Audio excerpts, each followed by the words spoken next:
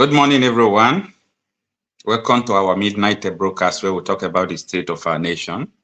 And tonight we'll be talking about Sunday Igboho ordering the Fulani Heardsmen to leave Yoruba land.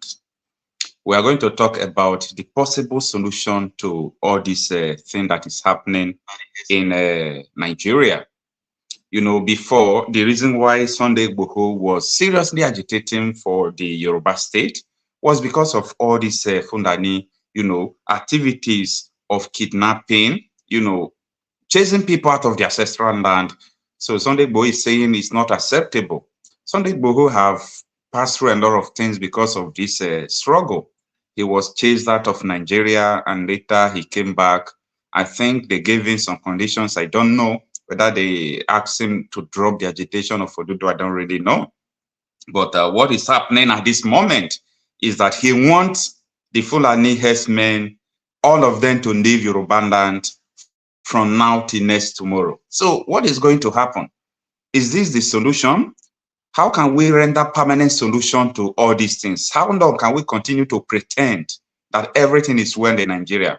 How long can we continue to pretend that all is well?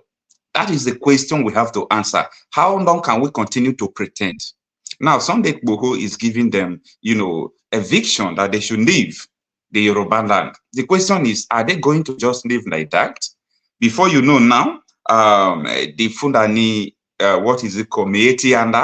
before you know now, they will start threatening again, and it will begin to cause a lot of things. So, the reason why a lot of people are agitating for their sovereign state or for their sovereign region in Nigeria is because of something like this. A lot of people are so sad because of what is going on in Nigeria. Now, it is because someone is speaking up. What about so many states in Nigeria where they don't have people speaking for them?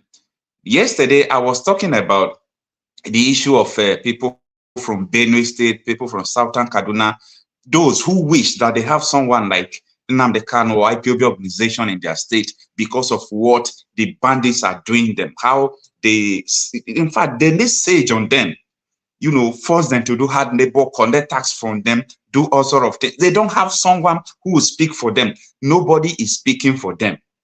They are just there dying for nothing. The government is not interested. But Sunday Igboho has come out to say, guys, you people have to leave. You people have to leave Yoruba land. Enough is enough. Last week, I brought a news to you that the Amatokun, that the Fulani herdsmen attacked them with gun, with sophisticated weapon. What is the crime of the Amatokun? They arrested cows. They arrested their cattle because their cattle violated the law of open grazing, enter people's farm, trespassing, entering people's houses, and so on and so forth. And Amatokun now arrested the cattle. So they were leading it to their local government where they will seize it and order them to pay for damages before they will release their cattle. They open fire on them. How can it be in 2024 where someone you don't know will invade your community, the person will come to your community, the person will chase you out of your community, the person will do all sorts of things against you? How can it be? How can it be in this 21st century, 2024, that people are still practicing old modern days pastoral system? How can it be? How can it be that people in the House of Senate will take the money that belongs to the people and they will go and buy cattle? After buying cattle, they will just look for people who are not educated, people who have never gone to school. They will ask them to start leading the cattle, and they'll start supplying them sophisticated weapons. And those people will go and begin to destroy communities. How can it be? How can it be that some people are deprived not to go to school because some politicians want them to lead their cattle? How can it be? So, Sunday Igboho is saying, enough is enough. You people have to leave Yoruba land. Now, I don't really know how the Meiti and the federal government are going to react to this. You see the problem of this country? You will listen to the news tomorrow, how people will react to what Sunday Igboho is saying. People will continue to tell him, like, we are in Nigeria. You don't have right to ask people to leave your community because we are all Nigerians. That is just their excuses. That is the excuses they have been giving since, and they will continue to give it. They will tell you, we are all Nigerians. You don't have right to tell people to live in your community. But I keep on asking questions. What about the Yoruba people who are living in the north? Are they living there with sophisticated weapons? Are they living there with guns? What about the Yoruba people living in other parts of Nigeria? Are they living there with guns? Absolutely no. So the problem I am talking about now is that from tomorrow, as Sunday Igboho has given them order now to leave, I know that maybe he will organize a vigilante, organize his men, and swing into action and begin to chase them out. Now, the federal government or military or northern politicians, tomorrow now you begin to see them in the House of Senate. We just saw that there is an order for some people to live in the Southwest. We are all Nigerians. Nobody has order to ask people to leave. But what they are doing, it could be termed criminal. In fact, not it could be termed. They are doing criminal activities. This is a complete terrorism. And there is no two ways about it. This is a complete terrorism. How can it be? How can it be that when you speak up against injustice going on in the land, some group of people will come against you and call you a secessionist and begin to call you all sort of names? They'll begin to threaten you. Do you know that you can be arrested by DSS? As if people who are talking are even afraid of anything. How can it be? How can it be that in Yoruba land, there are bushes now, so many of the rural areas that people cannot go to farm? How can it be? How can it be that this is the region that the president comes from and he's not saying anything? What is the purpose of government? What is the purpose of government at all? So what is the essence of having a nation? So I don't really know how Sunday Igboho is going to manage this, but he is right to what he said. He is 100% correct. He is 100% right to what he is saying. I'm not against what he said by saying that people should leave. After all, even the side in Delta State, in Ekpa Northeast, some months ago, the same thing happened. This once was carried out by vigilante. They were able to chase away all these people, leave, because the rate of kidnapping then was too much. The rate of kidnapping, everything was happening. And these people are not ready to cooperate. They are not ready to cooperate with the host community. They are not ready to cooperate with people. They will just come, they will go into the bush. In the midnight, they will come out in the whole day, start parabolating and all. You see, Nigeria is supposed to have a constitution where every community even have right to organize their own security. I am telling everyone now, if you need the security of your state, if you need the security of your community, or the security of wherever you come from, if you need it for police and military, I don't know whether you will live to see the community existing anymore. The responsibility of the government, you as a citizen must take it because the government has failed. You have a right to defend yourself. It's only Nigeria people call the right to defend yourself a criminal activity. Anytime you say self-defense, you say defend yourself, people will look at you that you are a bad person, but you are not a bad person. How can it be that Nigeria, there is no war? The statistics shows that 112 people minimum die in Nigeria every day. How can it be? How can it be that in this Nigeria, we all are just keeping quiet and we are losing everything we have? Indirectly, we are losing it. So, Sunday Igboho coming out to give these people ultimatum, leave our state, leave our region, leave Yoruba land, I think is what people should support. If you want to have a ranch, come and buy land. It's a business activities. The Yoruba people who are in the north, they bought their shop, they bought their land. They bought everything they have. See, the Igbos who are in Lagos, the Igbos who are in the north, they bought where they are doing business. You can't bring your business and begin to destroy people's community because they call one Nigeria, that everyone is one, that people can't do anything. See, it is time for everybody to begin to speak up. At a time, when I heard that was last 2 weeks, that these people have started terrorizing Yoruba land again, I said, where is Sunday Igboho?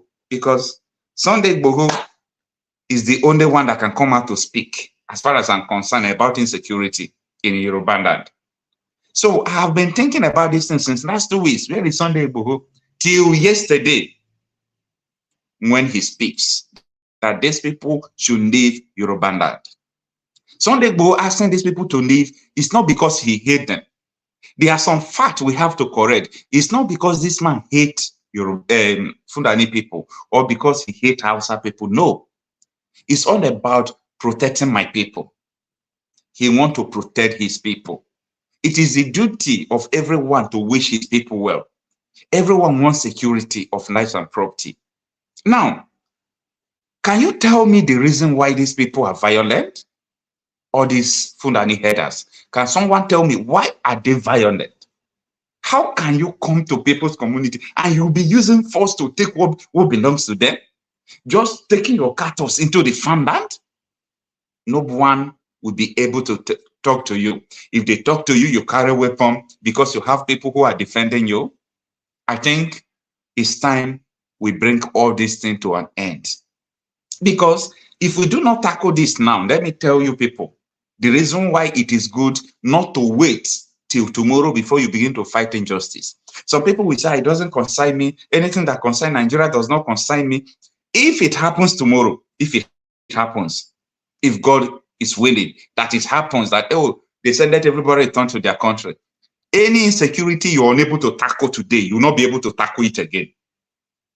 If you're unable to stop insecurity in your community now, even though they give you your own country, what makes you think that you can settle the insecurity issue? If Yoruba people think that, oh, tomorrow, maybe if they have a Yoruba country on their own, that is what will make them to stop the insecurity, it's a big lie. It is now or never. Everyone should rise to the responsibility of defending himself because of this issue. Senior Advocate of Nigeria, Femi Falana, was on Channel Television the other day, and he was talking about the right of self-defense, why Nigerians who will be able to afford guns should buy gun and defend yourself. How can it be that people are dying unnecessarily?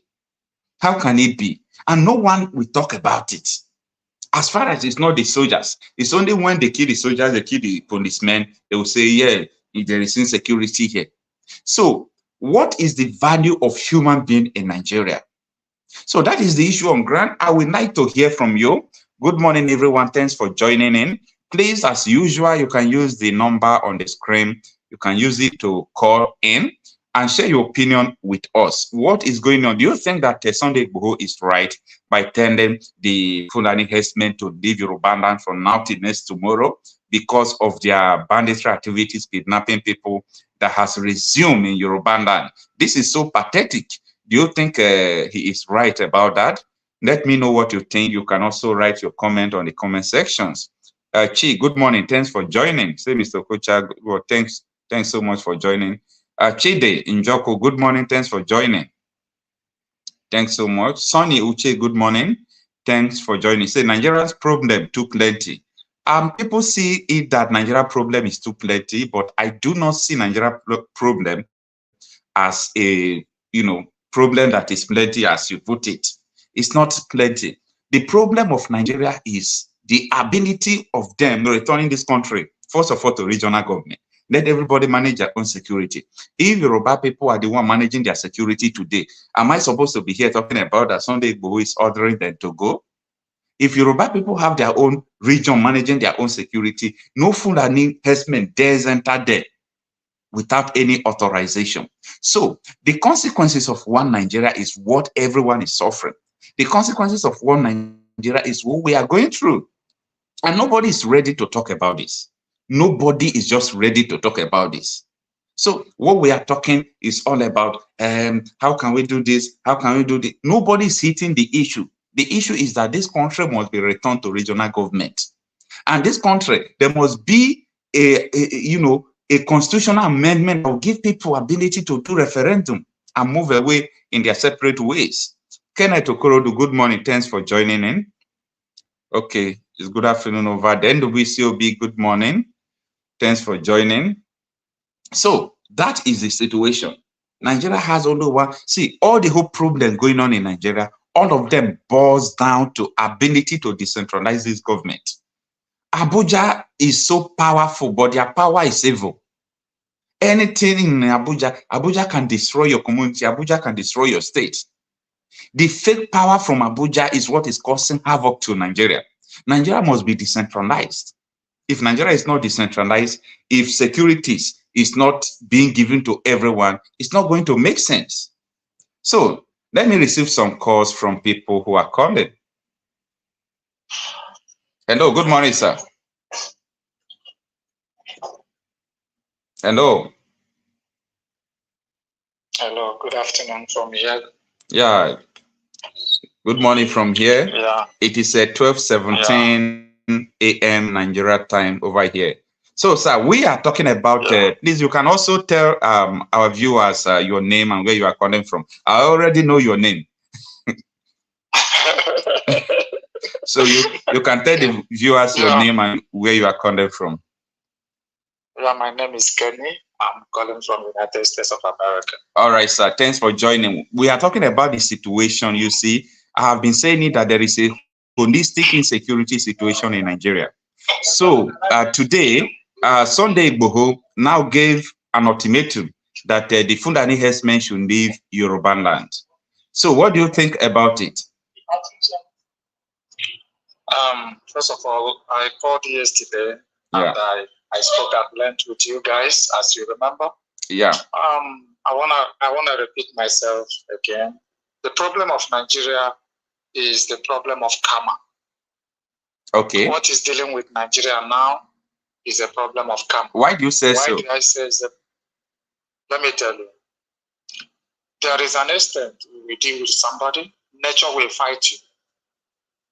Okay. There is an extent we deal with people, especially the marginalized, then nature will fight you. Nature is fighting Nigeria. Why am I saying this? When all these problems started, it was Tinubu, Buhari, and their cohorts that used all these illegalities thinking that they want to correct something that was good. And then they introduced all these illegalities. Okay. Giving all these herdsmen, bandits, giving them wings to fly. They gave them a lot of promises. They gave them a lot of incentives just to destabilize a sitting government of Goodluck Jonathan.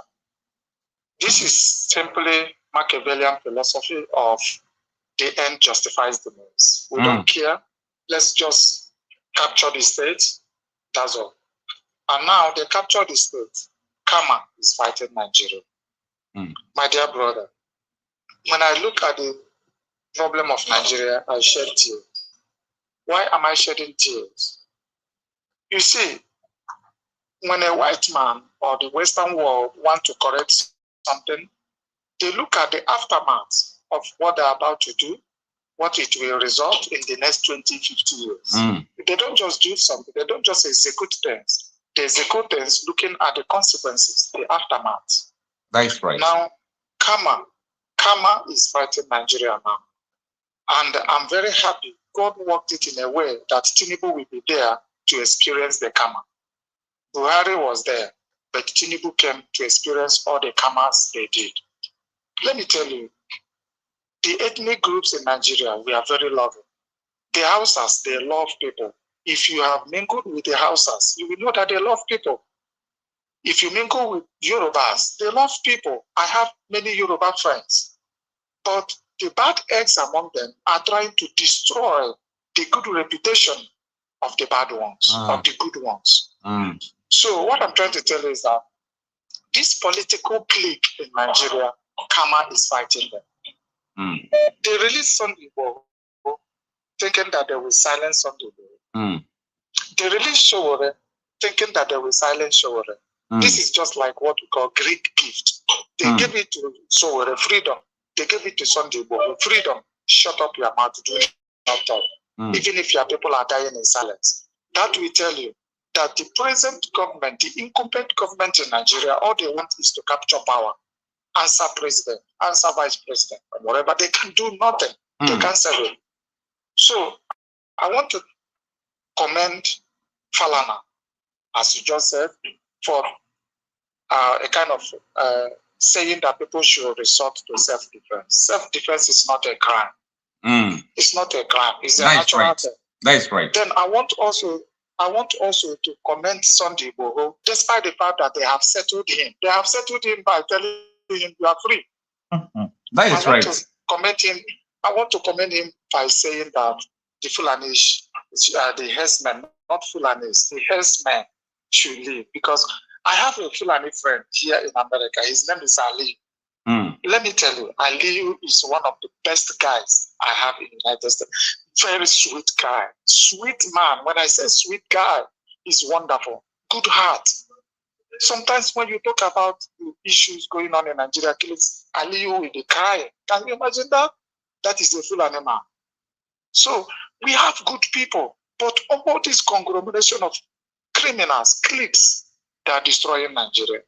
So I just called to let you know, you and our listeners and viewers, that Karma is fighting Nigeria until Tinubu, Shetima, and his cliques in APC, they come out to apologize to the people. We are very sorry for what we have done.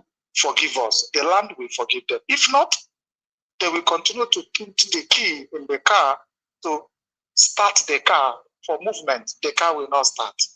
They have done everything. It couldn't work. It's so Karma is fighting Nigeria. That's what I'm telling you. I have a question for you, sir. Yeah. So many times I have been experiencing this, you know. Sunday Igboho said this yesterday, and tomorrow maybe you will see people in the House of Senate. You will see responses from all part of the country, especially from the northern part of the country. They will be saying that there is someone that declares someone not to be in Yoruba land. I thought we are one Nigeria. I thought everybody have right to move and on. Just like when they have the open grazing deal for them to ban it, they were saying that the cows, as far as it's human being that is leading the cattle, that they have the right to be collaborating along and so on and so forth. So how will he be able to manage this situation where people rise to talk in this manner? First of all, let me ask you, what do you expect them to do? Yesterday when I called, I told you that APC has two groups, the old groups and the new groups. That's right. You said the old groups that. Are those who formed the ancient APC that were built on bandits in order to take power. The second APC are those who have human heart. They have human heart, like the Zamfara state governor. These people are the new APC, the new generational APC. These people you are talking about, they all went to the National Assembly, to the Senate, under the disguise or under the support of those APC guys. And then when they went there, they have to work according to their biddings. Then secondly, I want you also to know that for Tinubu to give all the senators and all the House of Reps those cars, those millions, don't you know that he knows what he's doing? Of course. Tinubu is a master strategist. He have closed his mouth. If you make noise, EFCC will come after you. If you make noise, what you have eaten, they will use it against you. So what all those guys are doing, they are playing to the gallery. What do you expect them to say? They are playing to the gallery. They are not defending, or they are not speaking for the interests of the masses in their homes. Let me tell you, Aliyu was telling me on Saturday that his people, because Aliyu is from, where is Maiduguri? Is Borno, right? Yes. Maiduguri is the headquarters of Borno State. Okay, and that's where Shetima comes from, right? Yeah. Aliyu is from Maiduguri. Okay. So Aliyu is telling me that his people are crying. That his people, they are crying. Even that some of them are waiting for Shetima to come home, that they want to stone him. They want to mob him. That is what he was telling me. So pathetic. That is to tell you that you don't know what is happening on the ground. Then why do you think that the federal government is bribing all these imams and all these people to stop the protest? Because the protest is already deep in the north, the core north. The people are hungry. This protest, they are even wishing that it will start tomorrow. So they took it for granted before, but right now, that's why what you heard them say, that the Igbos are trying to destabilize the government. That is to make sure that protest didn't come from the east, because right now it has already started mentally and psychologically in the north. And it has also started in the west. That's right. So they want to make sure that it doesn't come from the east, so that there will be a place to condemn. That is what they're doing. So what they're saying, they're playing mind game. That is a psychological game they're playing. As I'm talking to you, according to Ali, the protest, the northerners are waiting for it to start today. So what I'm trying to tell you is that what do you expect the House of Rep to do? They are trying to protect the interests of those whom they are doing their biddings. Yeah. That's it. Wow. Because this is one of the issues that will result to all this clash. You know, like Meyetianda Association of these headers. These are the people who will try to twist the stories tomorrow. And maybe they will come out to say that Sunday was supposed not to say that, and so on and so forth. So they have been always stepping up to give another story to suit what they are saying, to justify the criminality of these headers. So I'm just looking at a situation where Sunday Igboho will be able to manage all these things.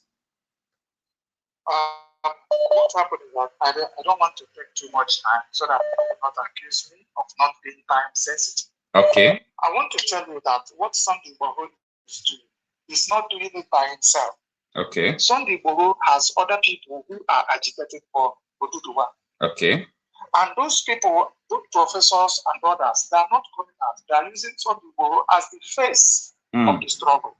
So for Sunday Igboho to make this statement, despite the fact that tinubu has granted him freedom, something is cooking somewhere. Okay. All right. That is well understood. Thank you very much, sir. I really understand your narrative, and you are always on point. Thank you so much for that. Let's look forward to see what is going to happen tomorrow. But you see, I used to tell people that if you want to do a business in someone land, if you want to do a business, if you come there, you buy plot of land. If you buy plot of land, you do your business. Because Yorubas, Igbos who are in other regions, they are not there, you know, going through the bushes, trespassing people's properties, and so on and so forth. So they are not there doing all those things. So I'm so tired and sick of all these things. I don't just know, because it's not good for you to come to people's land to do business and you turn it into a criminal activities and begin to do all sort of things against them. Well, according to business studies, if you study that, you will understand that there are many ways of doing business. I want you to know that what Fulani Heardsmen, I call it Fulani Heardsmen, because sometimes when you call Fulani Heardsmen, I offend Ali. Yeah, we are not trying to generalize. I understand. I don't want to, when I call it Fulani Heardsmen, sometimes he starts crying and defends me, because he's not part of them, but he's a core Fulani guy. So these are good guys, just like Yoruba people. I have many of them, about them working in my office. I have all these people are good people, good guys. But when I hear all these people, Yoruba, I say, no, these people are not normal. Maybe somebody is influencing them, or somebody is paying them. They're not doing this out of their own volition. Something is wrong. So we have good people in Nigeria. All I know is right now, Kama is fighting this current government, and they're trying to see a way of covering it without coming out to sound apologetic. They want to be diplomatic, they want to be tactical, but it's late for all those things. Thank you very much. I think thank you, sir. Thank you so much. I really appreciate. Thank you so much, so that we can receive another caller. Thank you so much. Thank you. All right.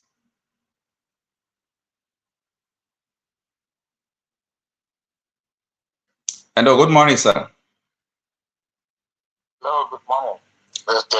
Please, sir, tell us your name and where you are calling from. Yeah, I'm calling from UK. Okay. London. Good evening. Good evening, sir. Following your program, I just love what you are doing. Thank you so much, nice sir. to talk to you anyway, because it seems you are the only one remaining. A lot of people who have been doing this, most of them have evaporated. and you are really doing nice work. Anyway, I've been following you. Thank you so and this much, guy sir. who talked tonight, I also always listen to him. He's been marvelous. And what I'm trying to say, there's something I would have liked to emphasize on this Simon issue, because I see Simon affected his act. He's the only person who had been both in Europe or in America was able to find his footing to do what he has done, because no one has replicated his feat. You know what I mean by that? He came to Finland. He was able to deal there and understand the situation, praise them, understand them, and they understood him, and then he started working. If we have somebody like that, 2, 3, 4 places, I think heaven will be our limit. Okay, I want to ask you a question, sir. Yes. The topic we are discussing, yesterday, Sunday Igboho asked the herders in Yoruba land, or people they normally call the Fulani Heardsmen, he asked them to leave because of the activities of kidnapping that is going on in Yoruba land and so on and so forth. So there has been a lot of tension since he made that statement yesterday. So we are saying, what do you think about the issue? What do you think about the statement and the declaration for these people to leave Yoruba land? Do you think that they will leave, or they will begin to say because we are one Nigeria that they are not supposed to leave? So what do you have to say about that? You know, the Yorubas, I don't want to say some negative words about them or what they do or what they've been up to. Please don't say any negative words about them. No. What I'm trying to tell you, just to answer that question, the Yorubas, they are more politically savvy than the Easterners. Okay. In a way. They knew what they were doing. They released on Igboho and they told him to continue what he's been doing. But our political class are telling us that they want to give nnamdi kind of conditions so not to talk. But Sunday Igboho was released, he came back, he was much more empowered and emboldened to talk, especially now his kinsman is the president. They knew what they were doing. They were using him to represent the Yoruba case. Yeah. The Yoruba cause. That's what he's been doing. It's only when they go to the national distance and talk about it, there's nothing substantial will come out of it. They not will shout and shout and shout. The Yorubas, this is their time to drive away all the Fulanis. When you say the Heardsmen, I think it's going to affect all the Fulanis there, because all of them are complicit to this crime. You know, they are going to remove them because you know what Tinubu is doing now. Tinubu knows that the game is up. What he's been planning is this regional government, and he's fast developing Yoruba land.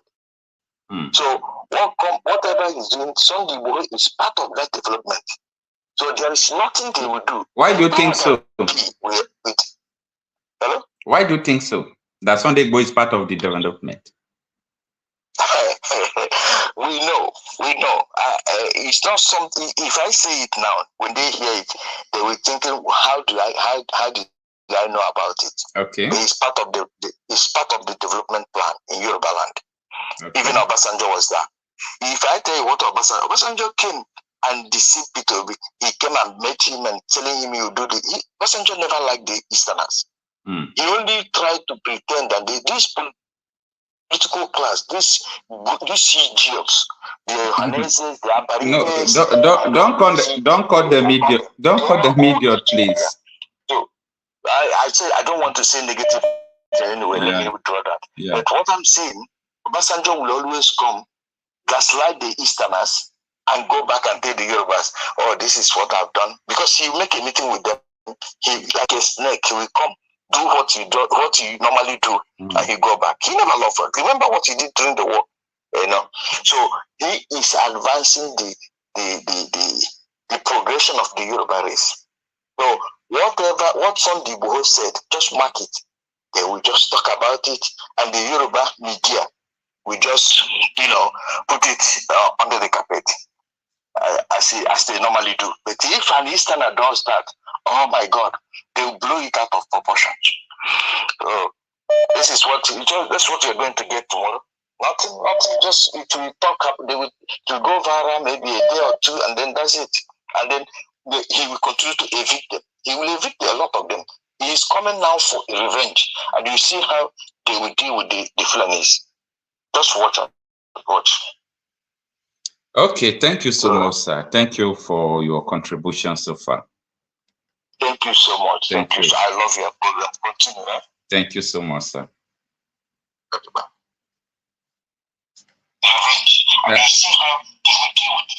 Hello, good morning, sir.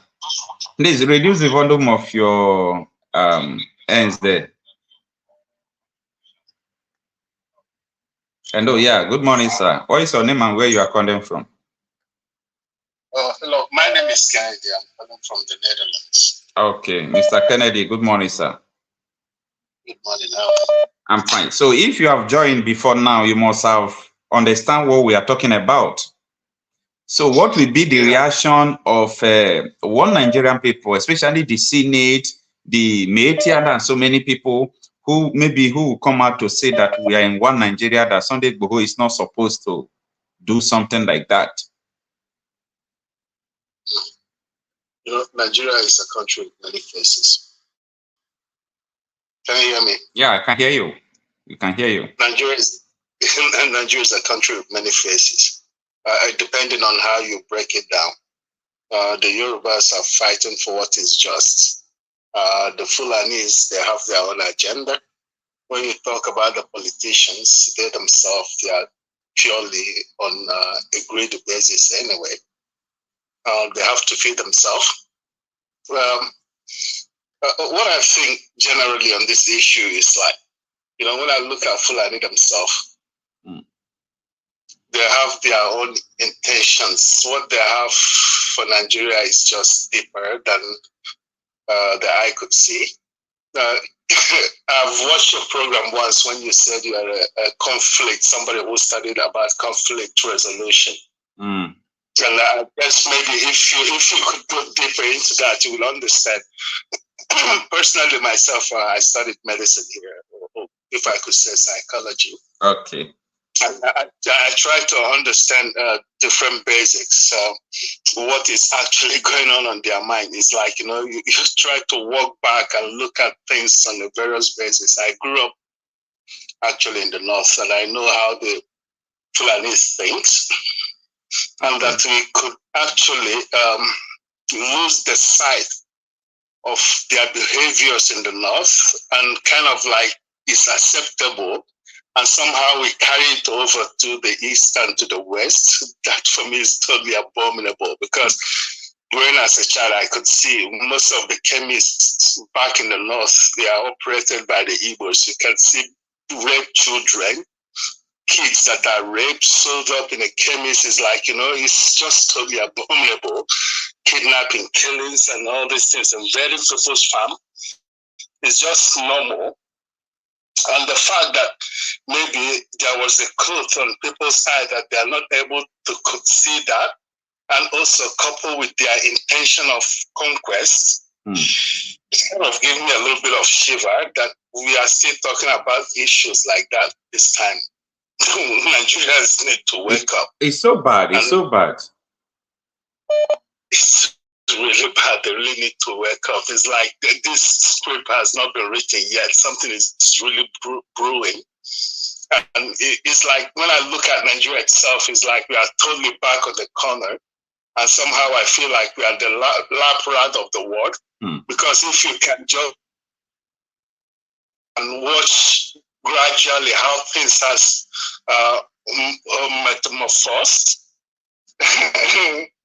it makes you feel like, okay, was it on Saturday Trump was nearly assassinated in Pennsylvania, and he's just fighting exactly the same thing Marcel was fighting. And sometimes I look at the whole Nigeria and what everybody's talking about, and I'm kind of like freak out myself, because it's like, you know, and people cannot really make that connection actually, and it really baffles me, because it's like I've been trying to understand a lot of things in various perspectives. Like when you look at in Italy, with Maloney, Giorgio Maloney, and you look at the Netherlands, you have like the Wilders. You look at the Hungary, you look at the America, there is kind of a struggle.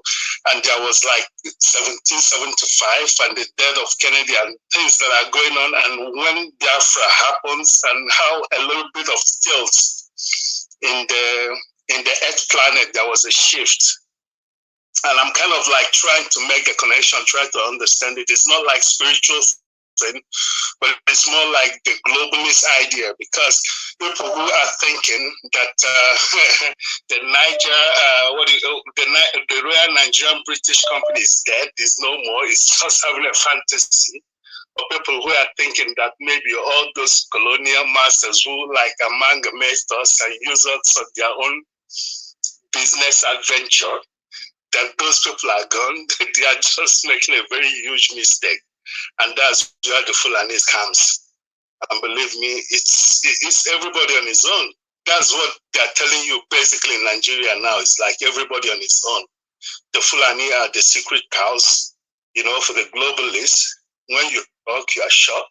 You know, you don't have any more to say. So I feel kind of really pity that that country is totally going on the gutter. I'm sorry, but that's the way I look at things and I say it. Maybe my perspective is wrong, but I'm just kind of a simple guy trying to make a connection of things. It's not totally wrong. It's not actually wrong. Thank you so much. Thank you so much. I really understand your narrative and what you are saying. You see, the problem of Nigeria, people say it's many, people say it's plenty, but for me, I don't see it to be plenty. I think if we can return Nigeria to the regional government and amend the constitution to be feasible, that let there be a referendum for people who want to leave Nigeria, all this problem that we end. Just imagine if the Yoruba people, as I was saying before, if they have their own security architecture, they control their own security, especially in their region. Who dares you to come into their, into their region and begin to trespass, enter their bush, enter their farm, and so on and so forth? It's not going to happen. This is happening because if you talk, they say we are one Nigeria. You are not supposed to restrict anybody to accommodate and all. But they refuse to understand that this is a pure terrorism, a criminal activities that people are trespassing on your properties. Most of the farmers are afraid to go to farm because of these people. But I don't just understand how Nigeria think about all these things. So thank you so much for your wonderful contribution. I have one more point to make, if you don't mind, my brother. Thank you. I have one more point to say. It's like, for me, it's like the nail on the head is like referendum. You know, referendum makes it all, because it's like there is so much interest in Nigeria now, and most of these companies, you know, they have their hands on it. So it's like it's so difficult, you know, for one to bring out that point or mentioning that referendum. So it's like, you know, if it's just difficult, there is so much hands on that pot of soup, a lot of it, and they just don't want to let go. And judging about the global situations now, Nigeria is their best bet. Everybody's just hanging out there just like a fly. So yeah, let's see what happens. You know, everybody's doing the best they could, but only God knows the best. Thanks. Thank you so much, sir. Thank you so much. Let's go back. All right. Let's have another caller. Hello, good morning, sir. Yeah, good morning, my brother. Yeah, Thank you very much. Thanks for joining. Please, sir, tell us your name and where you are calling from. Yeah, my name is Ramos, calling from the US. Okay, sir. Okay, thanks for joining us. You have seen the topic. You have joined us before now. You will understand what we are talking about. A lot of people are saying, including me myself, I am of the opinion that people have the right to defend themselves if the government can't. So I understand and I support Sunday Igboho's declaration. But what I'm trying to say, tomorrow now you will see people in the House of Senate trying to justify one Nigeria issue, why those people should not leave. Forget to address the issue that these people are carrying out criminal activities. So what do you have to say about that, sir? I'm of a completely different opinion than you and your callers. Okay. First First of all, Sunday Igboho, I believe he had genuine intention. He had, I use the word had. Okay. You understand? Okay. But the people, the elites that are pushing Sunday Igboho, somebody like Professor Akintoye, is a politician that used Yoruba nation to work for Tinubu. That is the truth. Okay. Go back and check the whole thing. Okay. So, Akintoye used Yoruba nation, used Sunday Igboho. Well, I believe Sunday Igboho actually was serious to fight for Yoruba nation, but Akintoye eventually manipulated him and everything, and he used him to work for Tinubu. That's exactly what happened. Serious. Now, this, yes, go and check the statements.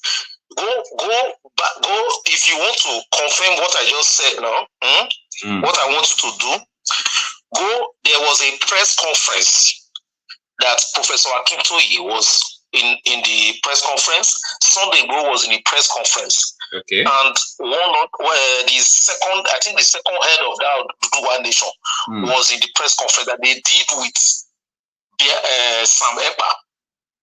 Okay. You know that Sunday Igboho worked with Sam Ekpa, Professor Akintoye? I don't know. Are you aware? No. But you know. Well, they say go and look for the press conference. Okay. That Sam Ekpa did. Professor Akintoye was in press conference. But they did it from Benin Republic. They were in Benin Republic on a Zoom meeting with Prime Minister of Biafra Republic government in Ekpa. Then the press conference was called immediately after 2023 election.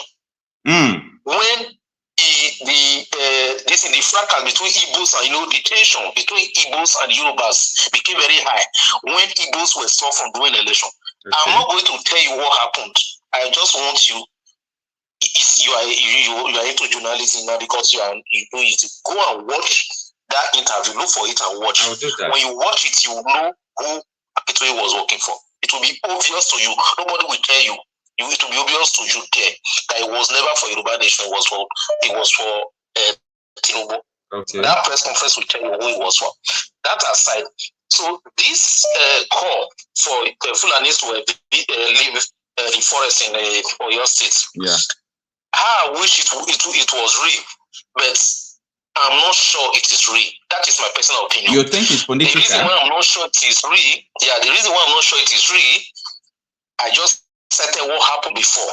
That's one. Then two, right now, the protest that is almost going to lead to a revolution that is coming is mostly being anchored coming from the north.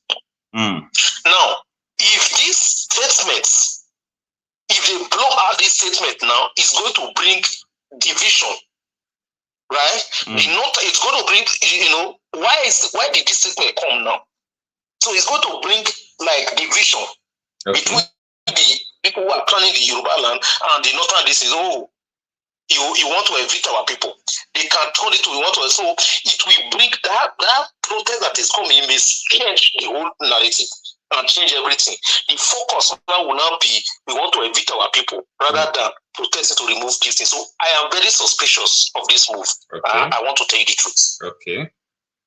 Yeah, that is my own opinion. Oh, I really respect your opinion. Yeah. Then that thing you said, first thing tomorrow morning, I'm going to make research, look for the video and watch it. I really have to understand it. Someone can't know everything. You understand? So I've not even heard that. So that statement you made, I'm going to. We're working together. Did you know that Akintoye and Sam Ekpa work together? I don't know. With Igboho? I don't know. Oh my God! There are a lot of things you need to find out. They worked together. They did. It was not just one conference, one meeting they did. They did all different meetings, but that one, the last meeting, that was immediately after 2023 election. The reason for calling up that meeting was to see how he can, use the tension. But what that man said in that meeting just told me who he was working for. It was never Yoruba nation. All right. Thank you so much, sir. Thank you. I really appreciate. Thanks everyone for joining in. Great TV says regional government will never be safe. Nigeria, I wish I was able to call through. I will have explained it to you better. You can place your call. Thanks, everyone. Thanks for joining. Fashe Michael, good morning. Thanks for joining. Chibueze Mentus Ifiono, good morning. Thanks for joining. Mr. Rofai, thanks for joining. Mr. Johnson, good morning. Thanks for joining. Thanks, everyone, for tuning in tonight. So, a lot of people have different opinion. You know, they are saying, you know, different things. We are going to listen to everyone to understand where this thing is coming from and what really they mean. And also, hello, Mr. Okocha. Good morning, sir. Thanks for joining in. How are you, sir? Can you hear me? Yeah, I can hear you, but it's like there is a breeze in where you are. Oh, yes. I was just staying outside and it's like a breeze. Okay, I'm changing my direction. Is it better now? Yeah, it's better. You can talk to us. Tell us your name and where you're calling from, sir. Thank you very much. My name is TJ and I'm calling from Texas, United States.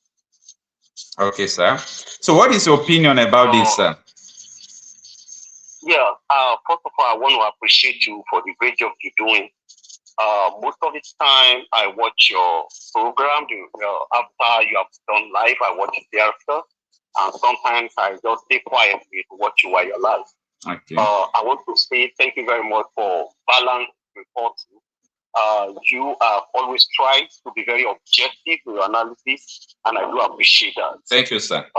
My contribution concerning the topic of today is that there is a saying that he who makes peaceful change inevitable, impossible, they make violent change inevitable. I want you to know that as a Nigerian, I want to believe that you may have met a good Yoruba man before. Of course. And a bad one. Of course. It is possible for you to have known a Hausa and Fulani man before. It is not being Igbo or being Hausa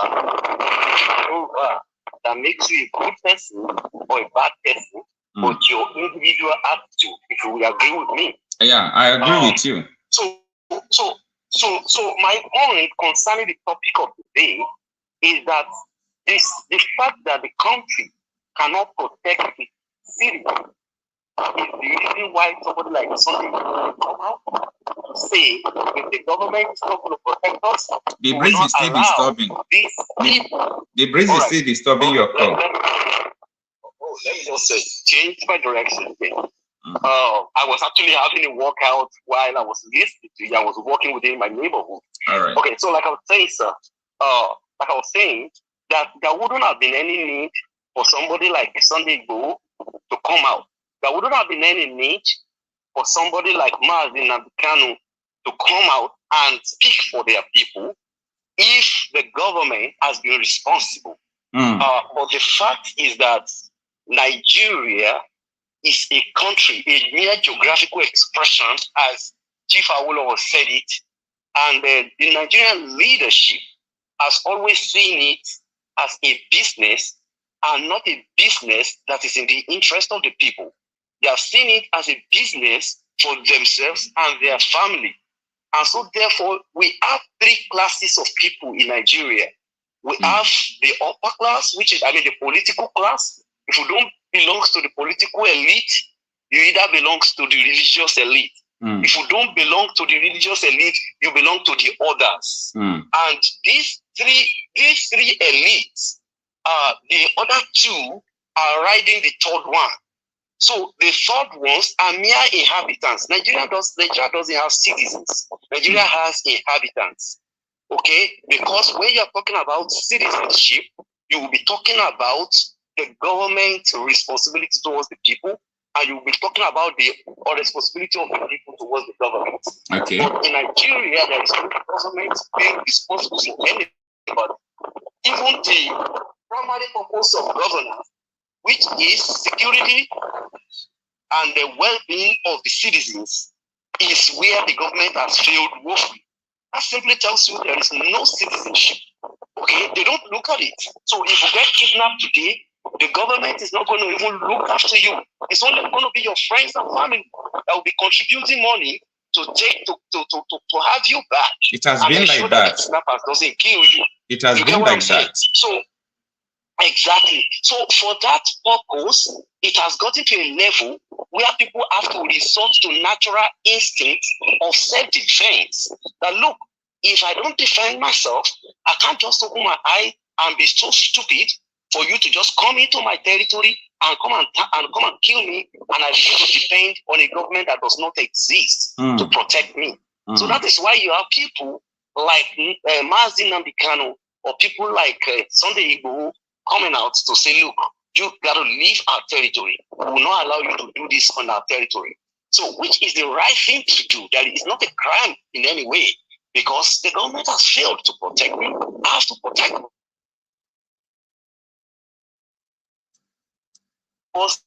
That particular part. But my other addition is that I want every one of us to recognize something. There is something that is wrong with a lot of people that we call ourselves Nigerian. And what is wrong with us is that the religious class and the political class, they have inflicted us with a kind of virus. And this virus is using ethnic and religious bigotry to separate us. If you look at the political class, you will realize that a Yoruba senator will give his or her son or daughter in marriage to an Igbo or Fulani senator or Fulani governor.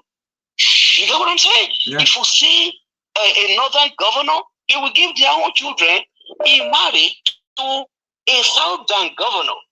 So, which simply means they belong to the same class.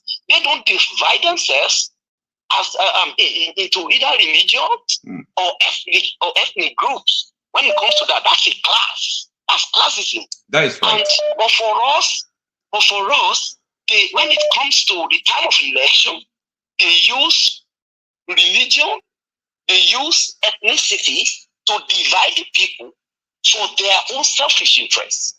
And we allow all this to reside in our own brain, so that anytime you speak, a Yoruba man or Hausa man will say, oh, if it's an Igbo man speak, I don't trust him. You get what I'm saying? Yeah. Meanwhile, it is not every Igbo man or every Yoruba man that is bad. It's not every Fulani man that is bad. You are right. You know what I'm saying? Either is there any country where you will not find bad and good people? Are you getting my point, sir? Yeah.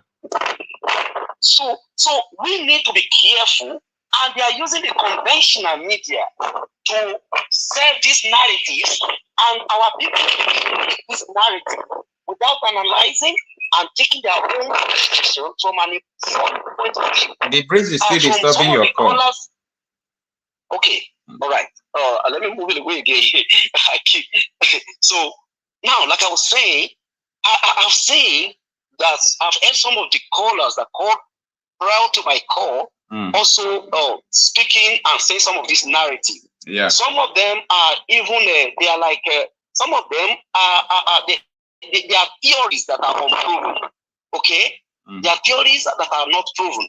If you can establish that not all Igbo people are good and not all of them are bad, the same thing everywhere. We have human beings, people, and you are bad ones. But we need to recognize that the problem we have in the country, when they are saying, oh, Yorubas and the Igbos are against themselves, is because of the politicians. They are the one bringing it.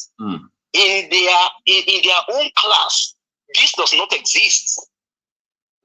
It does not exist. And so therefore, I have some people using the narrative. They will say, oh, nnamdi can John Bail. How can you say somebody John Bail? Somebody they attack and they're about to take his life, so you expect him to lie on his bed and wait for them to gun him down? You get what I'm saying? Yeah. But they use the conventional media, and you will hear an average Nigerian, just because of the virus of ethnicity that is in their head, you will see a Yoruba man who say, after all, John Bail. So even if the rendition in illegally, yes, they should come and face the music. You get what I'm saying? And it is the same way. There are other people that are even having a narrative that Sunday Igboho has been pardoned. That is not true. Sunday Igboho was only declared wanted by Nigerian government And Nigerian government has never come out that he is no longer declared wanted. Sunday Igboho was arrested in Benin Republic and tried according to the illegal system and found not to be culpable of any crime, and he was released. If he is free, he will be coming into the country and going out at will. But now, people are saying he is free. He is now. The Nigerian government did not take Sunday Igboho to court. He took Nigerian government to court. And Nigerian government is only appealing judgment. But they have not removed his name from the list of wanted. So you can't say he's free. Okay. You get what I'm saying? So, and then the last thing I want to say is that the last caller talk about alliance between the Yoruba Nation movement and the Simon Ekpa led autopilot. You get what I'm saying? And I mean, let me just say Biafra movement. Okay, yes, it is true. Because the video he's talking about, I have watched it and I've watched it several times.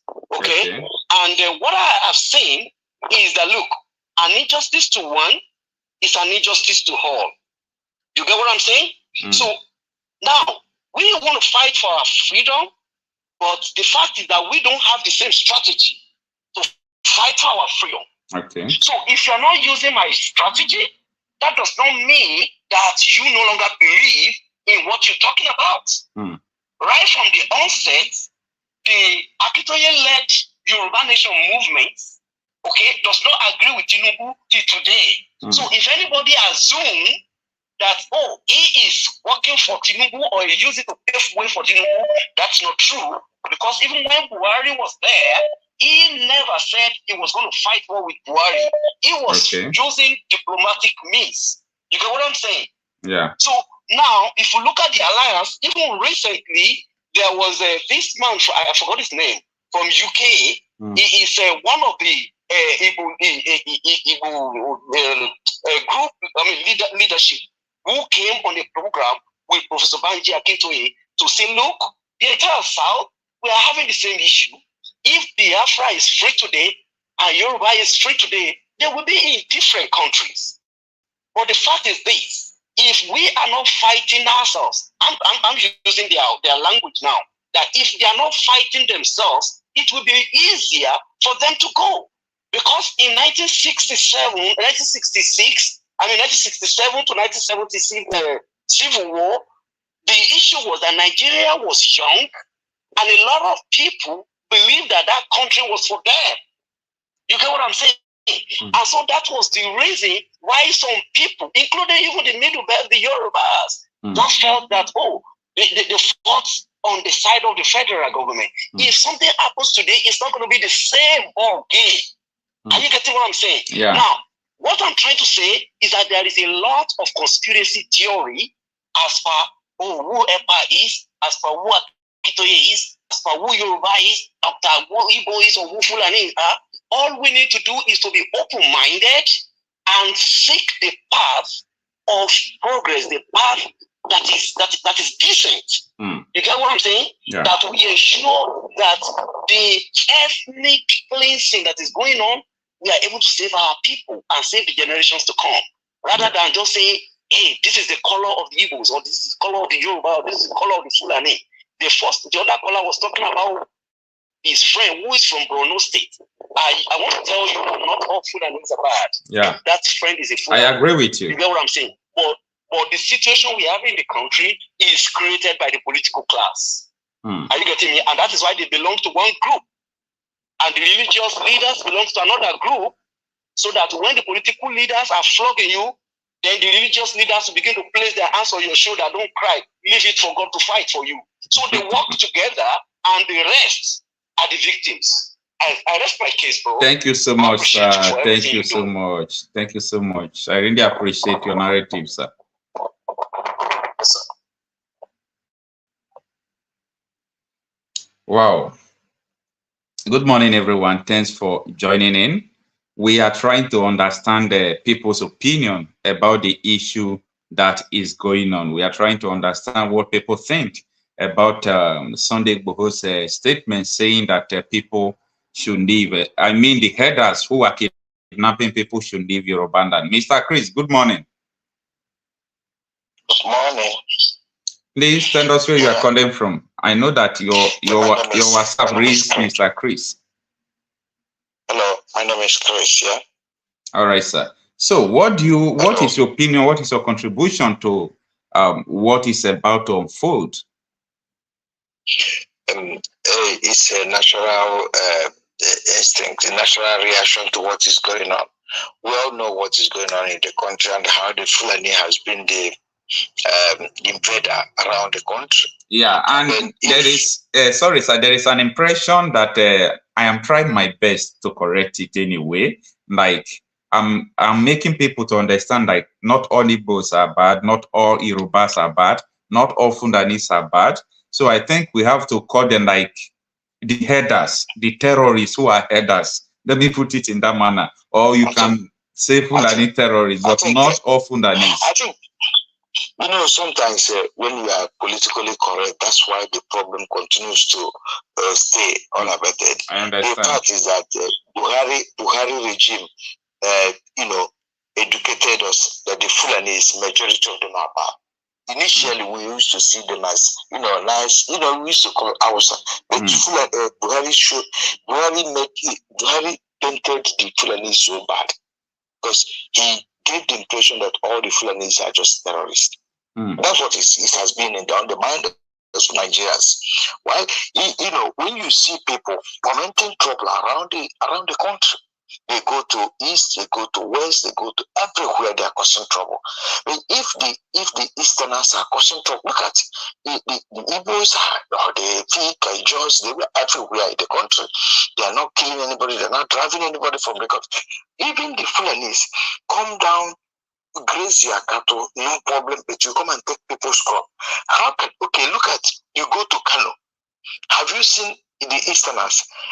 They can open brewery there, but they're not. Even the beer they bring there, they make a law and they say they wasted everything. How can you say now the Easterners, they eat pig? They have a choice of whatever you can eat. They eat pig. If they rear piggery in the northern, they have piggery farm. What do you think will happen to them? They won't agree. People are allowed, they don't pay any rent, they don't live with the people, they don't respect people, they just foment trouble everywhere. And when you say you don't call the Fulani, most of the Fulanis who are in the Senate, don't you see what they are talking about? Human rights of the cow. Human rights of the cow. If there are people who are sensible enough, they should stand up and call a spade a spade. You have the right to go anywhere you like in peace and harmony. Live with people in peace and harmony. But these people will come fomenting trouble, killing people, raping, kidnapping. And then you say the Fulanese, you have all of them are bad. They are bad. Really bad. I cannot say the Yorubas. When you talk about the Yorubas, you don't say all Yorubas are bad. You don't say all Igbos are bad. You don't say all the Hausas are bad. But all Fulanese, 99% of them are bad. No, you can't say all of them are bad. Just, no, come to think of it. You know, so many Igbo politicians are bad, right? So many Igbo politicians are bad, but we can't say all Igbos are bad. You know, you see, the Fulanese are the ones who terrorize Igbos to behave the way they are.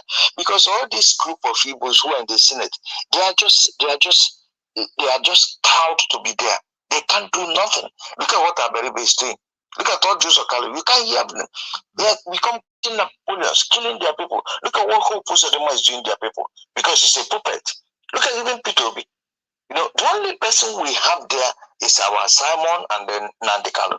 And I have to tell you, these things they are talking, if they ever try to capture Simon, there will be somebody worse, that is something, a dragon, a red dragon will come out. If they try, and even if they say, I want Nnamdi to bow and say, I'm not agitating anymore. I want him to come out from there. Because if Nnamdi comes out today, and says he's not there, we have Simon. Simon can do even worse than he can do a lot for us. A lot of people are saying, wait for Nnamdi Kanu to come out before you know the genuinity of so many people who are agitating on his behalf. There You know, the Igbos in Igbo land, Igbo, they say Igbos don't have king. But Igbos, do you know that when Nnamdi Kanu came, when he was with Wazirike, people were watching him, including myself. Before you assess an Igbo man to be a leader, he must have passed through a furnace. You know, gold to go through a furnace to become a gold. That's how Igbos are not like Yorubas. They're not like any other tribe who will see somebody with money bags and say they bow to you. No, Igbos look for genuineness. Igbos look for credibility. Igbos look for honesty and accountability, and that's what we saw in Nnamdi Kanu. All right, so you supported the declaration of Sunday Igboho about this kidnapping that is going on. Of course, yes. Who wouldn't? Are you not? Don't you support it? Of course, I did. All of us want a better country, and the Fulanis are spoiling the country. Some of them, not all of them. Yeah, I can say. You know, I don't want even to say half of them. All of them, because they messed up. They messed up big time. And no dissenting voice from the Fulanis was able to rain down on this recalcitrant herdsmen and their corporates who are following them to do these things. You know, because if the Yorubas are fighting, you will see somebody who will say, "Oh, stop this, stop it," like we saw Adebanjo, who was, you know, telling them this, vote for Peter, we do this. You know, people who are credible. There are Yorubas who are nice people, very nice. There are Igbos who are nice people, but Fulanis, I doubt. Thank you for your opinion, sir. I still believe anyway that in all tribes in Nigeria, in all ethnic group, we still have the good people and we still have people that are bad. Thank you so much. Okocha, let me tell you. Okay. Before the country metamorphosed, to where we are today. Remember, if the Fulanis they carry dagger moving around, and any slightest provocation they stab somebody. Before even we reach this stage, remember they are the ones selling dollars. Only if they come to the east, the north, the south, they are selling dollars. If any other person engage in that business, they will deal with you. The authority will deal with you, and people have been giving them this pattern of they have been condoning this pattern of behavior. What do you think that is the solution? The solution is, if I think all Igbos, 99% of Igbo want outright independence. We don't want even regional government. We have passed that stage. Yeah. There was a time we were looking for regional state. We don't want it anymore. We just want outright. Because how do you think, like me, if you ask every average Nigerian, including our politicians, to be fair, if you ask them, do you want Nigeria to separate in peace? Just put the word in peace. Everybody will tell you yes. But me and you know that it might happen, or it may happen, but it's going to take a lot of struggles, as we are already struggling about it. But you see, regional government, it's like when you want to, when you are going forward, you have to step up a bit before you get to where you are going. So I believe that if Nigeria should go back to regional government, and each regions have the ability to manage their security architecture, all these things we are saying will reduce. Because can I cut you off before you descend into a different thing? You know, this regional government you're talking, you're only talking about regional government under this southern president who is tinubu. You only started talking about Buhari was there for 8 years. Nobody talked about regional government. I talked about it. Yeah, but if Tinubu finishes, and then another, of course, another Hausa man or Fulani will come back again. Do you think even if there is new, even say if he had laid foundation for regional government, the Hausas will wash it away? I mean, the Fulanis, they will remove it. They don't care. They are no respecter of orderliness. They are only loot and mess up the country. Look at what Buhari did to the country. Buhari sent us to dark ages. You know, Buhari messed up the country. And then you want Tinubu, because Tinubu came now, everybody is clamoring for regional government. You know, you have a say to talk about it even. And they might listen to you a little bit. But if Tinubu happens to go, and another Fulani comes in, what do you think will happen? Look at how they make the laws for us. Babangida came there, made all these laws. Abu Salami came and messed up, said Constitution 1990. Okay, fuck off, nonsense. They just messed up a whole lot of things. Obasanjo came the other side, said, geopolitical regions, this and that. Who told you? Who gave you the audacity to do those things? Who are you to dictate to us? Without any referendum, you just bring out all this nonsense and impose it on all of us. And that's why we are suffering. I'm happy these leaders will be alive to see the mayhem they created. Obasanjo is alive, Gowon is alive, Babangida is alive, Abu Salami is alive. These are people, these are the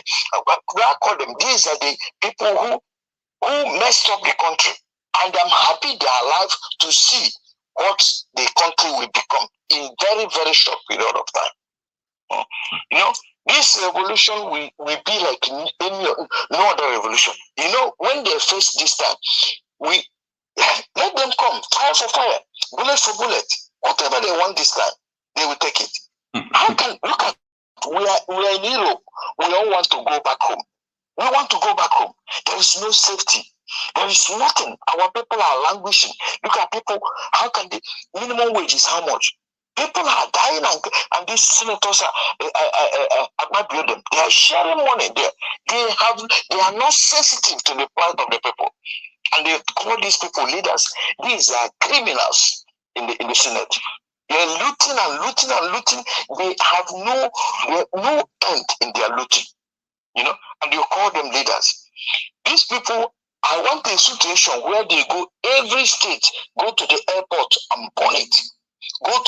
Take the list of all their business. But that is not the solution. Like me, I do not support. We have to take stock of all their business interests, whatever they have, all their businesses. We check them. We start burning them. And down. How would that bring the solution of what you are looking for, or what we are looking for? It will attract the West who are perpetrating this mayhem, because it's the West. Look at what is happening in the Sahel region. The West will never leave Nigeria if we don't behave like mad people. Britain, France, and America, if they don't leave us alone, if we don't behave like madman, they will never leave us alone. Look at Sahel country. They are the fastest growing economy. What happened? The NGOs, the World Bank, all those NGOs, we need to remove them from the country and start afresh. We have to burn the country and start afresh. You know, this is cannot continue like that. We need to remove it, because the imperialists are the ones doing this nonsense in the country. And Tinubu, you know, any leader who have a compromising thing, who have a skeleton in his cupboard, that's what they like. Tinubu he has so much bad garbages. You see the Macron dealing with him. The West, you know, he can't say no to them. He can't say no to them. And we need a leader who can say, nobody can live in isolation. But we need to stand up for our right. Look at a country that have oil refinery. I mean, that have oil well, petroleum. Yeah. But look at how the citizens are suffering. Look at Zamfara, the gold in Zamfara. It's never been accounted for. Look at the diamond in Nasarawa. It's never been accounted for. But they come to Biafra land, taking oil, sharing allocation. And then you think all will continue like that. Someone, I want to appeal you, wherever you are, someone listen. Just up your game, and let's do it this once and for all. But so many people don't still believe about the violence, and so many people, I have a lot of friends who don't even believe about the agitation of Simon Ekpa. Some people are saying that he is not in queue with nnamdi Kanu. So people have different opinion about that? Simon not being in queue with Nnamdi Kanu. But what I'm saying, remember when Nnamdi was there, a lot of us were saying that Nnamdi is not moving. He's only talking. He's not getting action. Simon is talking and doing it. Yeah, Simon is talking and doing it. Nnamdi, if he stays there, Nnamdi is, I think 90% prefer Simon to Nnamdi. That's what I'm telling you. Time will tell. Though you can't say 90%. Where do you get the statistics? So you see, time is going to reveal everything. For me, I don't know, but time is going to reveal everything. If you and myself, you and me, we've been watching these events, spreading out of proportion. Simon has not gotten it wrong. Simon is not corrupt, and Simon doesn't listen to all these idiots who are there messing up things. Nnamdi Kanu is a good man. He has been very, very good, but the country did not. They caught him. When down there, all of them are saying, releasing Nnamdi Kanu. But before, he say he's insulting people, he's doing this, he's doing that. Now they saw Simon. But remember, as Simon is here, there are so many that is dragons. There are so many Lucifers in human beings who are waiting for them to capture Simon or to do anything to Simon, and they will see how things will be born. All right, thank you. Simon has been very, very lenient to this our political class. He has never burnt their houses. He has never touched any of their family members, and they are killing our people, killing and going. And someone have never, he only been warning them to let them to repent. If someone wishes to, this is Yoruba who is running up and down. If someone wishes to burn their houses in a month tomorrow, he will why will he burn their houses? Why will he burn their houses?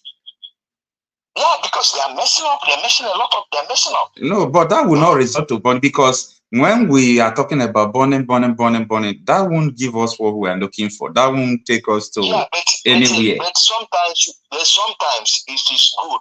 All these people who are bringing Biafra backward, who are really, when they see our women, our children, our young men being killed, they never utter a word. That's why it pains me so much. These are Baribe and Co and Obadem who are talking. Look at how the Fulani is like. We have never arrested in 8 years. Have you checked some countries who really had referendum? Countries that have divided, how they were able to secede from the country? It works. Their